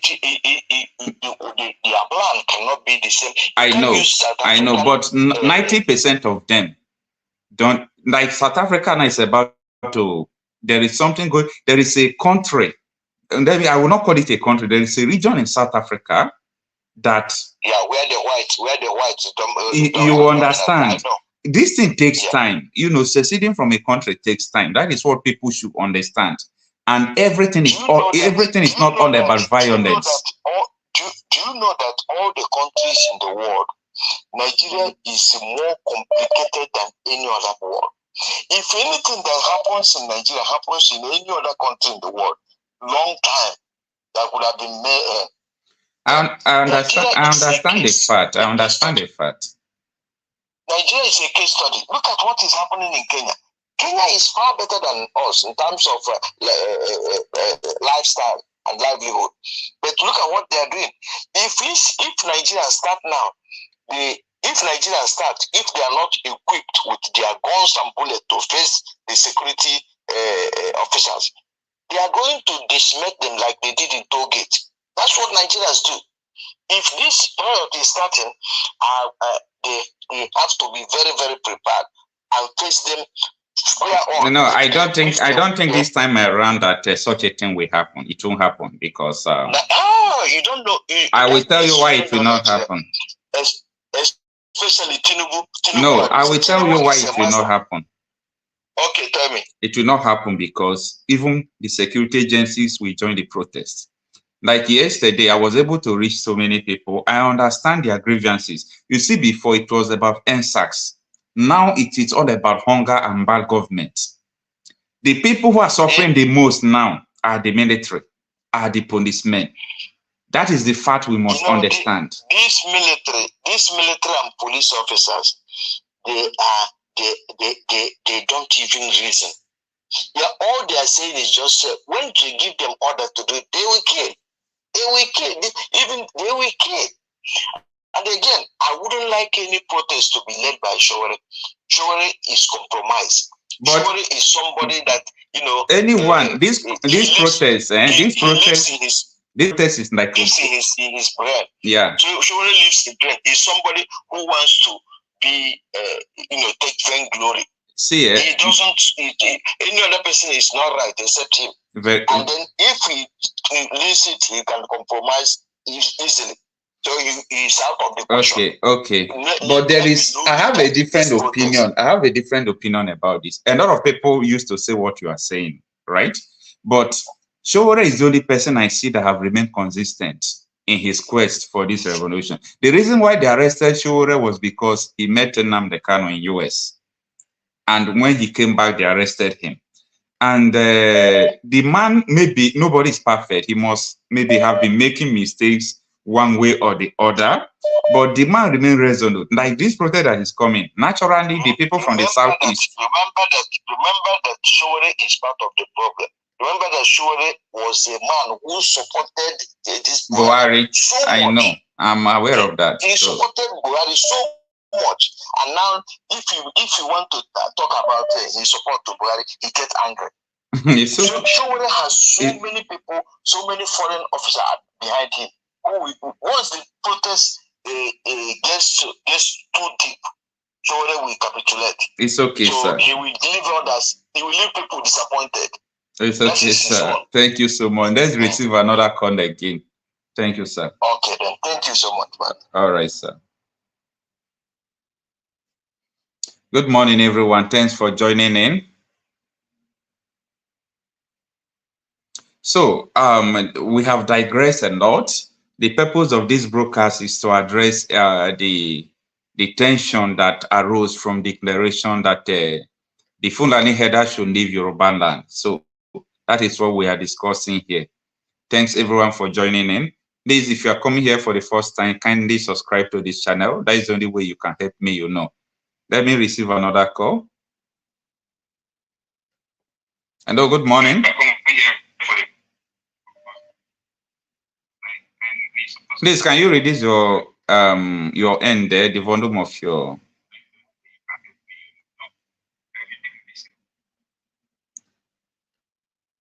Okay. Hello, Mr. Bosco. Good morning, sir. Mr. My brother, that's what I'm calling you. Yeah. This is Bosco. Good morning, sir. Thanks for joining. We have been discussing a lot of things. I don't know whether you are just joining us or you have been listening before to know whether you have been following us. But what I want us to concentrate tonight, sir, there is a tension right now because one of the Yoruba nation activists, Sunday Igboho, asked the Fulani headers to leave Yoruba land because of the activities of kidnapping that is increasing almost every day. What do you have to think? What do you have to say about that?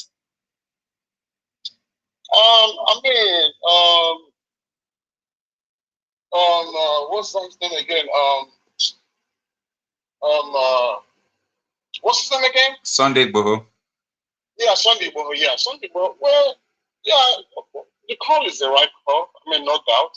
Even though he's been silent for a while, yeah. I don't know. Since he got released, it seems like he's in a hideout. He doesn't want to come, come out and speak up the way he was speaking up before he was arrested.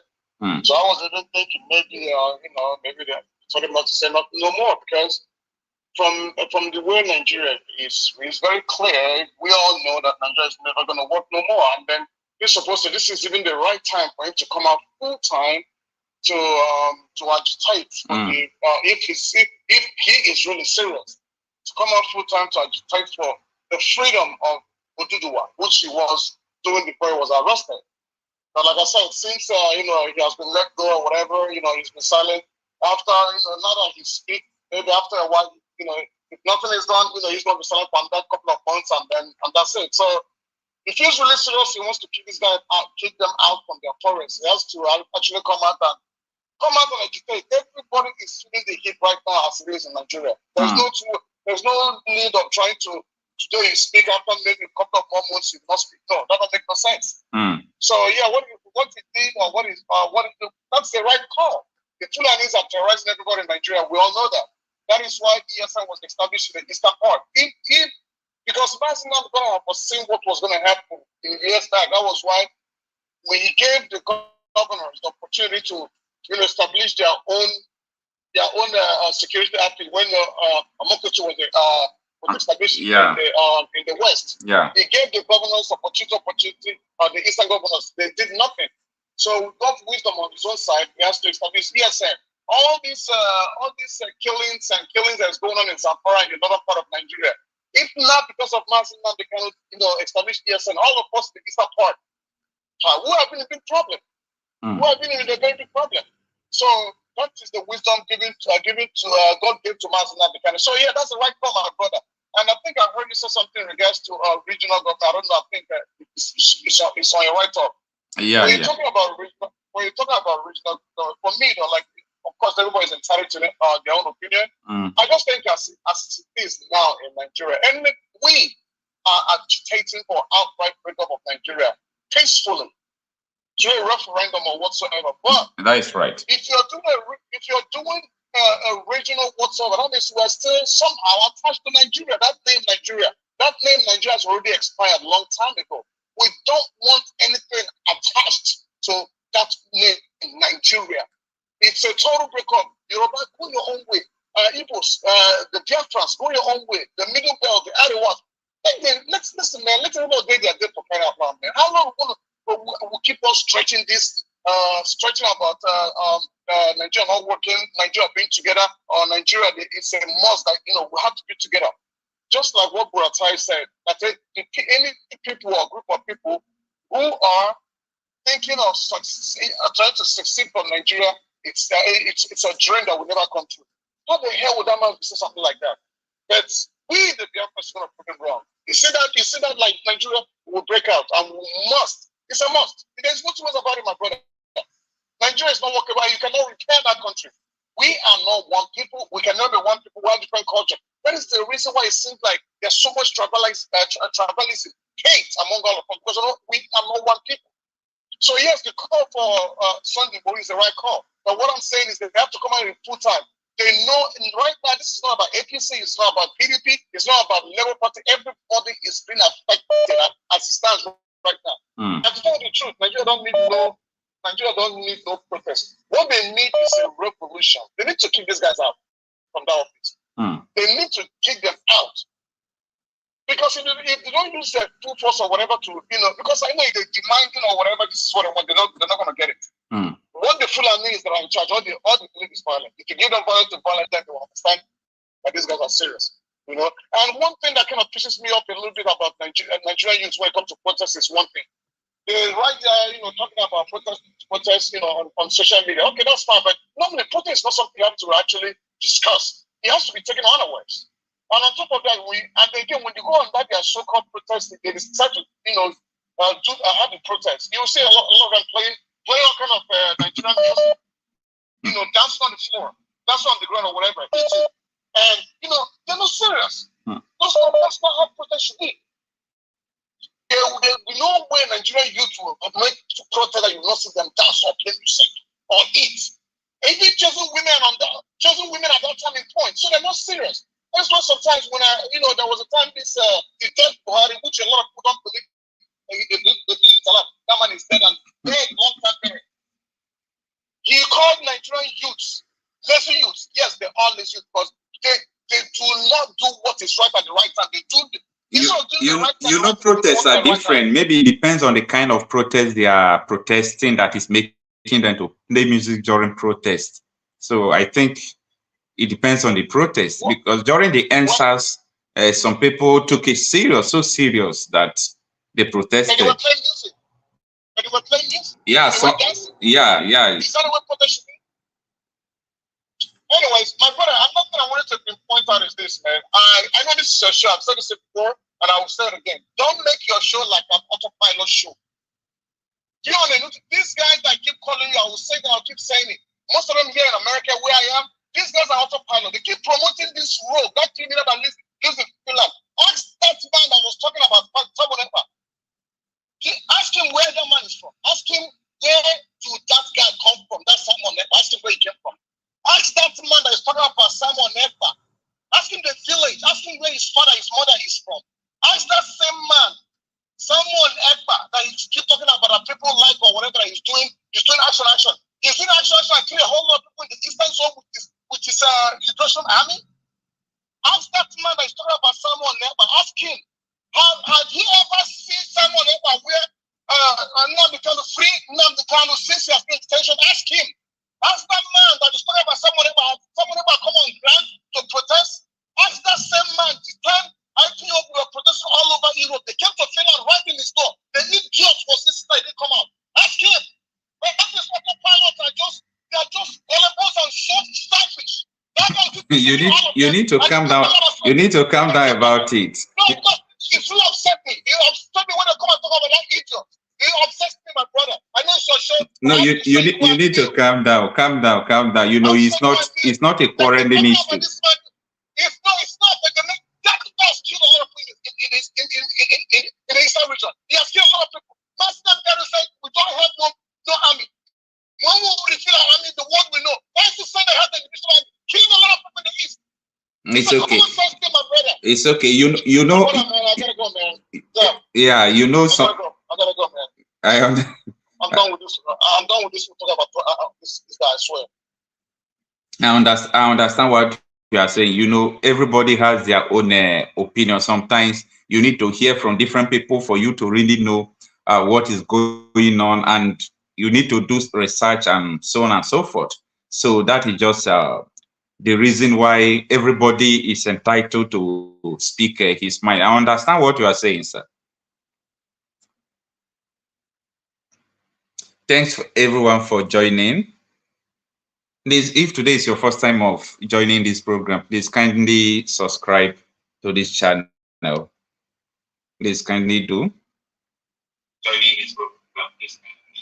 Hello, good morning, sir. Please reduce the volume of your sound there so that we can hear from you.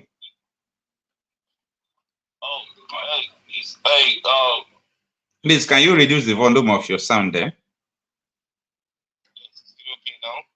Yeah, good morning, sir. Please tell us your name and where you are calling from. Good morning. This is Michael. Michael from the United States. Okay, yes. Sir. Mr. Michael, we are talking about the issue of Yoruba activist who is agitating for the Yoruba separate state. Yesterday, he made a declaration that the Fulani header should leave Yoruba land. So a lot of people, there are mixed reactions because of that. And so many people want him to really carry that what he said. But some are saying, come on, we are still one Nigeria. Why would they leave, that country? So that upsets a lot of people and saying, how can you call people who are terrorizing that we are one Nigeria? So it's one Nigeria that is keeping us bound and all those things. So what is your opinion about that? Oh, yes. First of all, I want to start by saying it is Yoruba nation or nothing, and it is Biafra or nothing. Let me tell you something, my brother. We are in trouble. You understand? Why do you say we are in trouble? We've been in trouble. We've been in trouble, and I think the problem is actually we built built this monster, right? This monster called the Fulani superiority or whatever they did. How do we build them? We allowed them. Okay. Right now, it's funny. I don't support Jagaban, you understand? But it's funny how everybody's coming out, to protest against Tinubu, say things like, Buhari killed a lot of my people. Buhari, Tinubu has not actually, the only problem that I have with Tinubu right now is, I think he's confused, he doesn't know what he's doing, he's probably not there most of the time, he's really old and sick. You understand? Buhari knew everything. Buhari was consciously killing my people. With Ebuka, with Ebuka. Because your people allowed that. Your people allowed that. Your people allowed Buhari to kill your people. It was your governors. It was your politicians. Who are my politicians? Like the person that proscribed, the person that, okay, I don't really know whether you are from the side east, but the person that proscribed IPOB was the former governor of, yes, Ebonyi State. I was there watching live when he was prescribing IPOB. It was Umahe, yes. Right? Yes, it was Umahe. I still have the memo. It was Umahe that asked them to bring Python dance people to the southeast. So I know everything. So it is your people that are killing your people. So it wasn't even Buhari. It was not Buhari. Let's get back to Simon Igboho. Listen, sometimes I feel really bad. Like we don't have about, let's say, 5 Igbohos in the Yoruba land. You understand? Yeah. The man is right.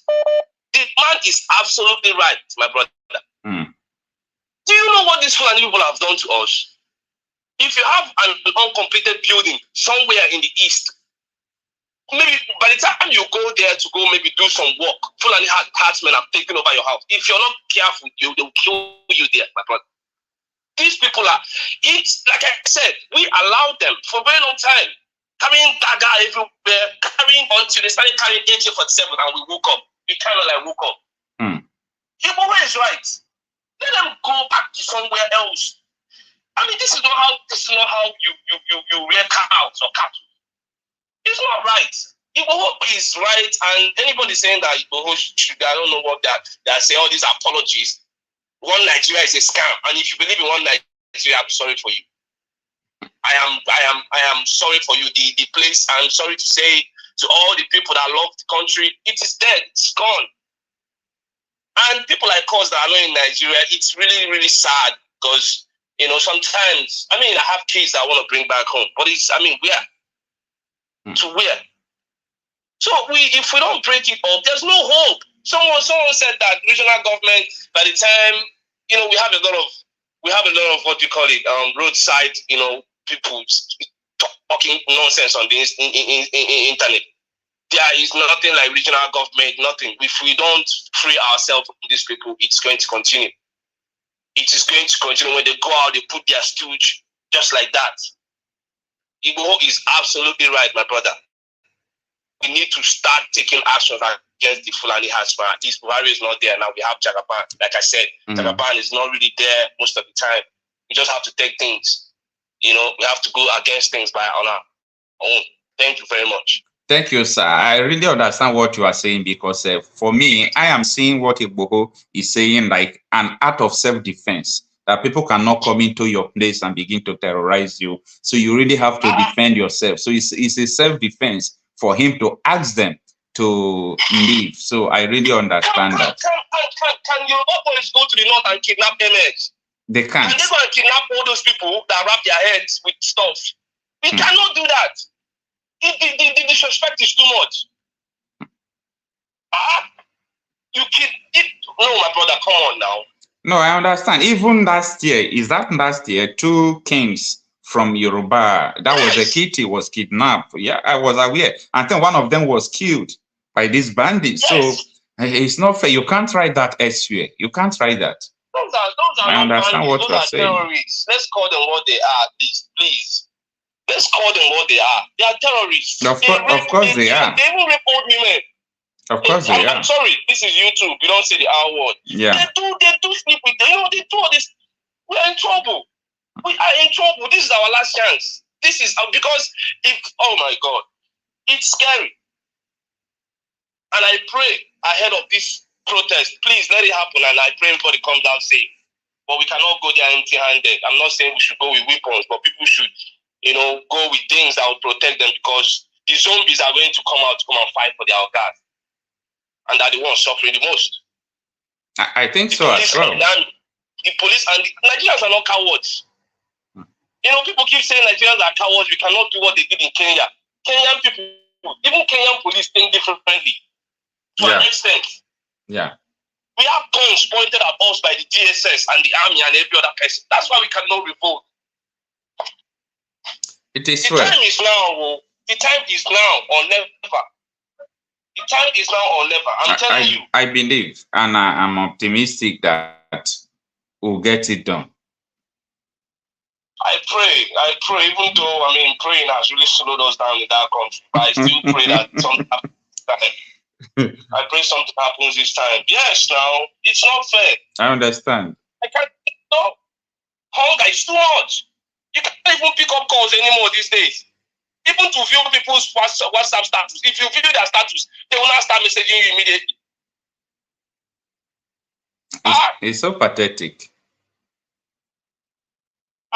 All right, thank you so much, sir. These guys, we have no cultural similarities with them. We Igboho, Yoruba, we have nothing in common with the Fulani. Let it be that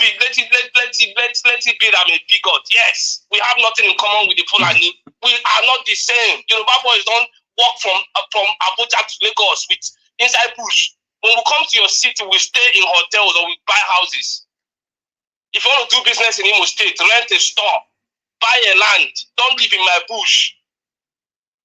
I'm a village boy. I used to go hunting. I used to go and fetch palm wine in the forest. I used to do all that. Now we can't. We can't do all those things anymore. You do it, you go to the stream, they will kidnap you. They will rape boys. They rape everybody. They rape the economy. Huh? It's okay. It's okay. This is too much. Good job, bro. I really understand what you are saying. Thank you so much, sir. Thank you very much. All right, sir. All right.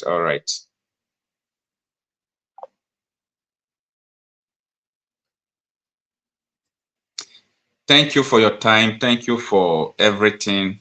Thank you for people who are supposed to be sleeping. Let's hear from Mr. Chris. Hello, sir. Yeah, good morning, sir. I see that you have been calling so many times, so I decided to respond. Good morning, sir. Yeah, good morning. Good morning. How are you, sir? I am fine, sir. Please tell us your name and where you are calling from. Okay, my name is Teddy. I'm calling from South Africa. Okay, sir. So I believe that you have been here for some minutes now, if not hours. So what do you think about the issue we are talking about? Yeah, the issue we're talking about concerning Igboho and his agitating to Fulani to leave the Yoruba land. Yeah. Yes, it's a wake-up call, but I've seen it in the other hand, it's insurrection about the protest or revolution. Okay. To bring the problem so that they will not even concentrate what we are trying to do. Okay. For the moment. Okay. Because you can't chase two things at the same time, or just one. Okay. These people have been there for a very long time. He didn't make any comment.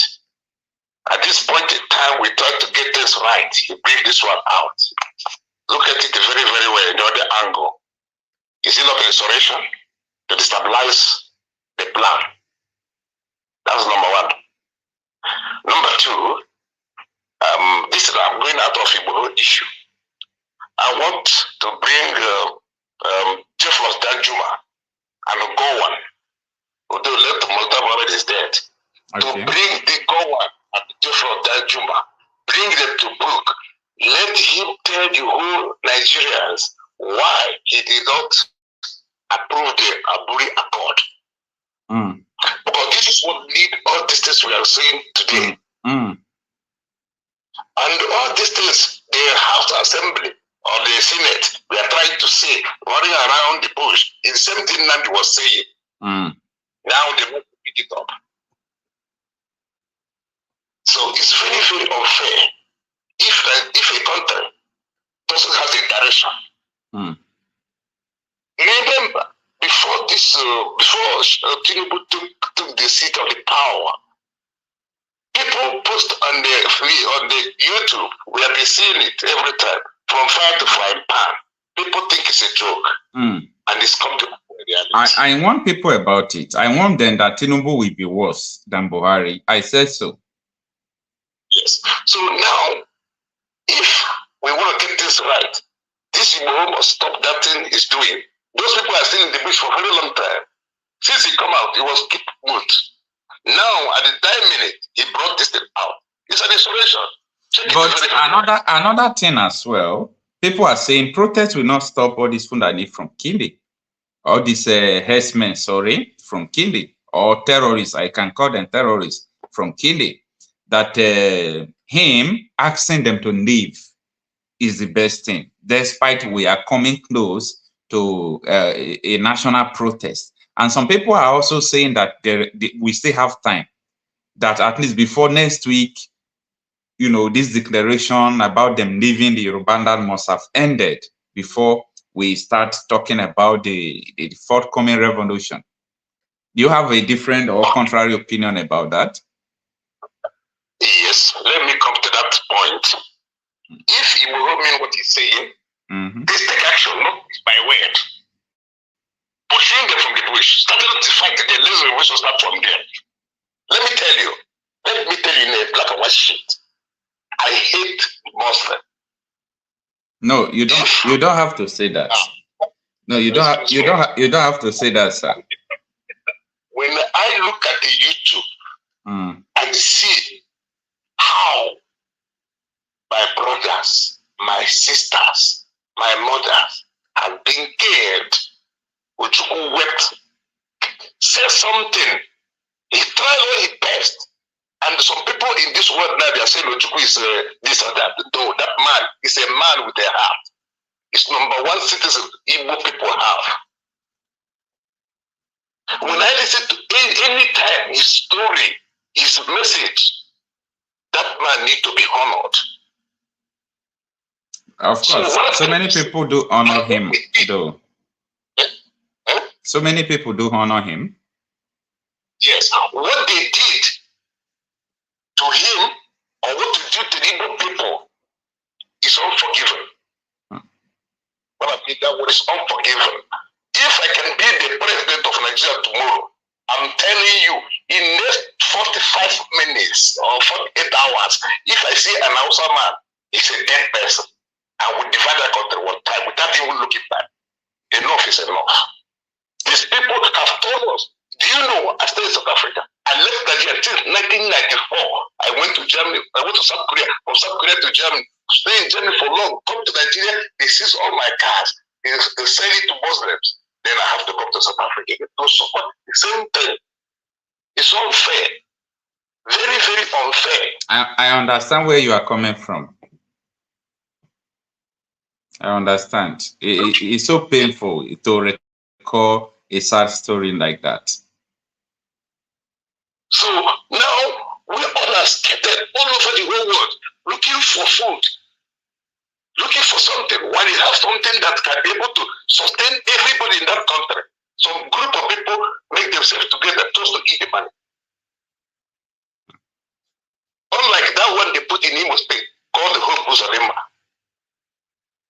a puppet for the Muslims, for the outsiders. So let me tell you, if Igboho mean what he's saying, let him go to the bush with his own security, push these people out, start the revolution from there, then we take it from there. They cannot tell us he tell them to go just to bring another side story so that we leave what we are pursuing. I'm telling you, if this revolution starts, this is the end of Nigeria. And I remember, if you can remember, there is Wazir Ibrahim. When, I think 1993, I think 1993 or what, he came to Enugu. So I was a student as of then. I was in GTC Enugu. So as of that time, you recall, when he was about to leave Enugu, that plane, there's a word said. He said, if a revolution will start from the north, bear it in mind that it will be the end of Nigeria. People asked him, he said, no, let me tell you, these Muslims or the Hausas got nothing to lose. Why? Because they don't have no house, they have nothing, they have no factory. So what is they going to lose at the end of the day?